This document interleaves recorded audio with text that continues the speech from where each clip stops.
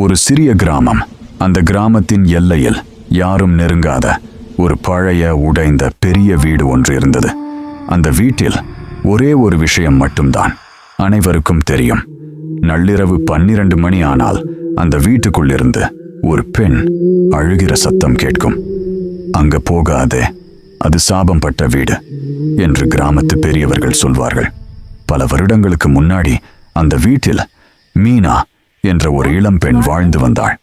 அவள் ரொம்ப நல்லவள், எப்போதும் சிரிப்பு, எல்லாருக்கும் பிடிச்சவள். ஆனால் ஒரு இரவு மின்னல் இடியுடன் மழை கொட்டியது.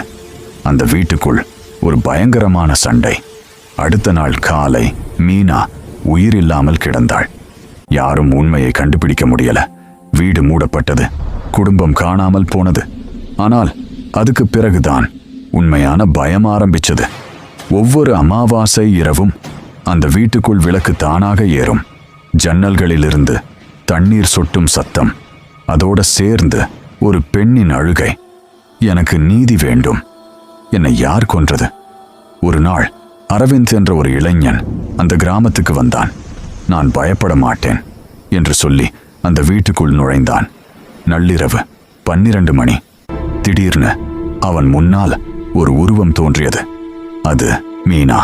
ஆனால் அவள் பயங்கரமாயில்லை.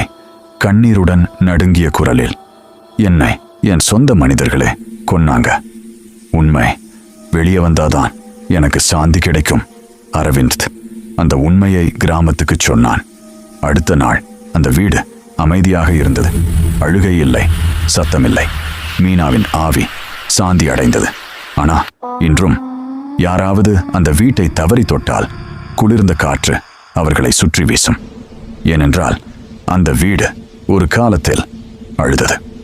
மேலும் இது போன்ற கதைகளுக்கு எங்கள் சேனலை சப்ஸ்கிரைப் செய்யவும். நன்றி, வணக்கம்.